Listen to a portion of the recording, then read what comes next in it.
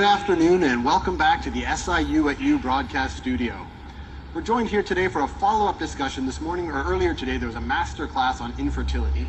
A number of cases were discussed, a number of observations made, and we're joined by the panel from that session who are going to take us a little bit deeper into the issues. So I want to thank you for joining us. We've got Dr. Craig Niederberger from the United States, Dr. Hussein from Egypt, Dr. Satur Luhan from Spain, Dr. Minhas from the UK, and finally Dr. Chirashi from Japan. Thanks to all of you for joining us.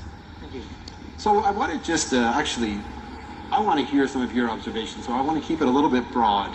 In terms of the discussions from earlier today, what would you say you found most useful for you as a practicing clinician? Good evaluation of the hormonal profile of patients, especially azoospermic patients or severe oligospermia. We have noticed that some patients respond to clomiphene citrate by increasing FSH and testosterone level. Some patients increase FSH with no increase in testosterone, and we have few patients that responded to clomiphene citrate by decreasing the level of testosterone in spite of increasing the dose of clomiphene citrate. If the patient has a high level of FSH in response to clomiphene in addition to high level of testosterone, we continue on clomiphene citrate. But if the patient responds by increasing the level of FSH with no increase or decrease, with no increase in the level of testosterone, we continue on clomiphene citrate and start HCG treatment. And if the patient has decrease or no increase in the level of FSH and no increase in the level of testosterone or decrease in the level of testosterone, we stop clomiphene and start HCG and HMG treatment. One of the most challenges in infertility, and we discuss in our conversation today, is that we need to increase our level of evidence in male infertility. We don't have the gold standard level of evidence like 1 or 1A, and I encourage for everybody, including me, absolutely, that we need to increase this. This is an open field, and this is amazing. Why is there that lack of evidence? Unfortunately, we don't have this in general in male infertility. We compare with other specialties like in urology, like cancer or stones, that we can find papers, evidence, guidelines that recommend some follow-up or some treatment. We don't have this in the male infertility.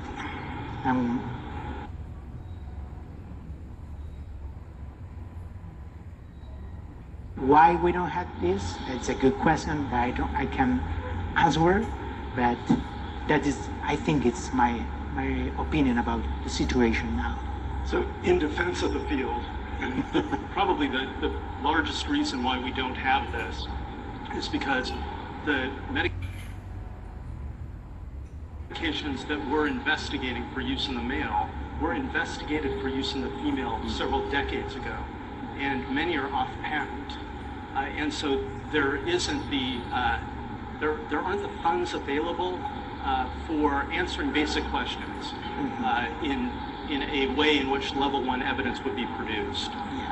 So it's certainly a frustration, and we're trying very hard, and we're succeeding at this point in beginning to craft those trials and to find funding for those trials. And Satur will be one of the prime investigators for those trials. But I'm curious, from your perspective, you're now working with one of the largest IVF groups in Europe, EDI, in Spain, and you're seeing a lot of patients. Out of the conversation that we had today, clinically, what was most interesting to you? Well, one of the most interesting fields is particularly the medical treatment. I think in the surgical field we progress a lot with the microsurgery, but in the medical treatment I think that we need to progress more and better, both of them.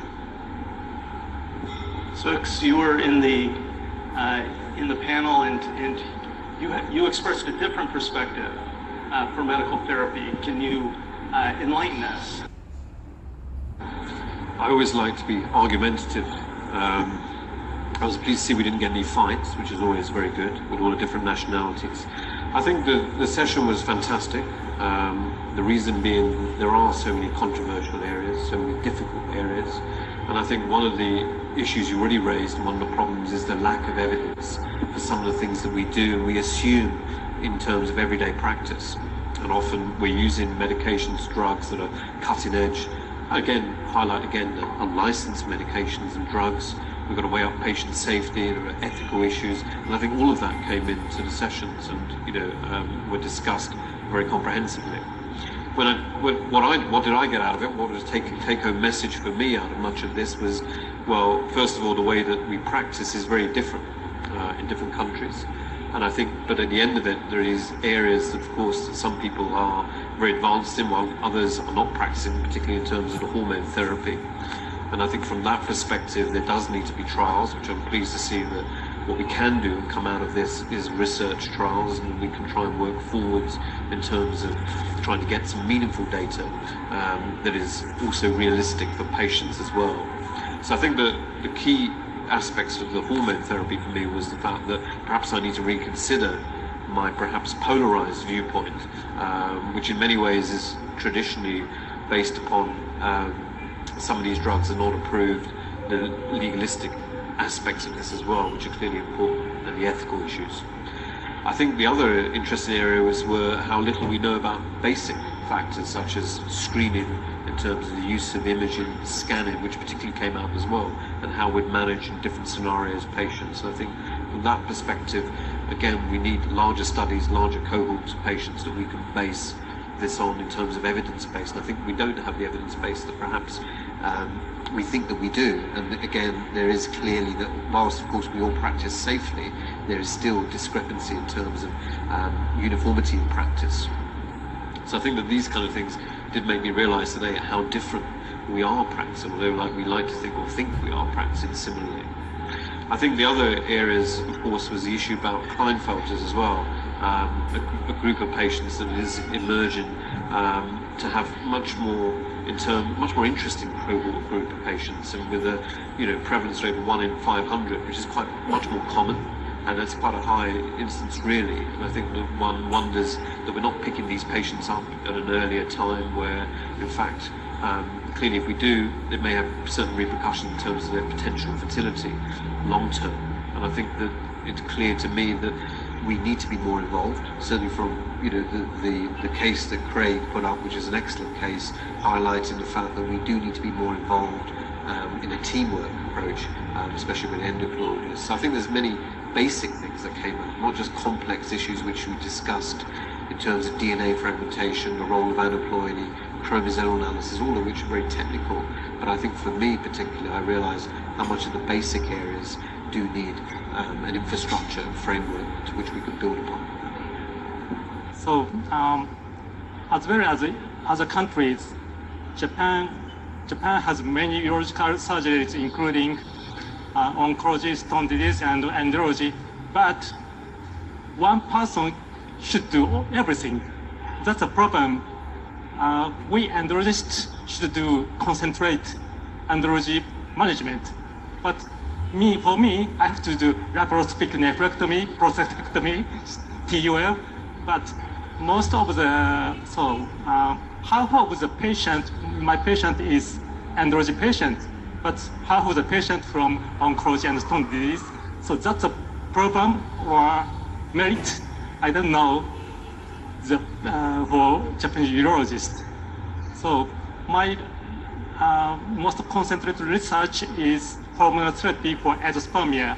Surprisingly, 4 experts had different opinions.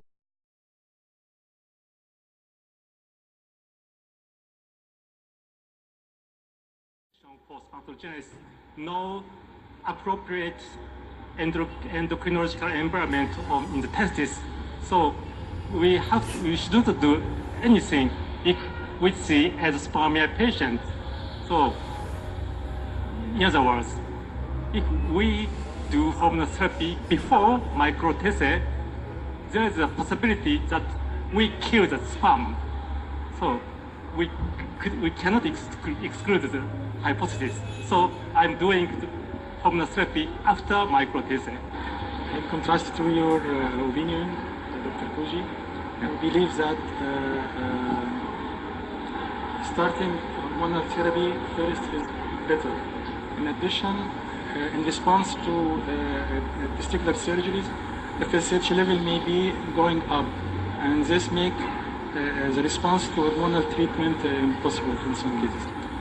So there you have it. You have exactly what happened in our session, right? Which was very divergent opinions, but really good reasons for both opinions. I have a question for Sux. You say that you were kind of like on the, on the polarized end, to use your phrase. Did you see anything that we're all doing the same? I think we're meeting at a point in time. We will eventually meet a point in time. And I think that one of the problems is that in terms of the UK, if we just look at microtese, you remember microtese probably wasn't introduced fully until about 2004-05 in the UK. So we're talking probably a 6-year lag behind you guys. So you guys are now probably at a different point in time than we are in this country. So hence the reason why perhaps being polarized is not the right word, but we're just a little bit behind in terms of what we're doing. Regarding to that, I recently do microtese only one side, and after that, based on the pathological condition, I recommend or not recommend to do hormonal therapy and second microtese. So because only 5% sperm retrieval rate in the ipsilateral side, so I'm do it as only one side and then do hormonal therapy. To this point, this was a really interesting observation, because in last year's SIU meeting, you presented a really interesting case of a patient that is, if I recall correctly, had been referred to you, who had a small solitary testis, and then had a surgical procedure, and that was problematic because he had only this one small solitary testis. So I guess my question to you is, where do you draw the line? Where do you not do a preliminary surgical procedure before endocrine therapy? It's a very complicated. In that case, if the testosterone is low, I recommend to do clomid or FH therapy before surgery. Okay, we are just about out of time. I want to thank you all very much. I think what we're getting here is a diversity of opinion, which is great. It demonstrates a high level of scientific curiosity, which is in all our interest. So I want to thank you so much for taking the time, because what I do see is uniformity, that this requires advocacy. This whole field requires more evidence, more of this type of collaboration, what we've just done here. So I want to thank you so much for your time, and I want to thank you in the SIU at U audience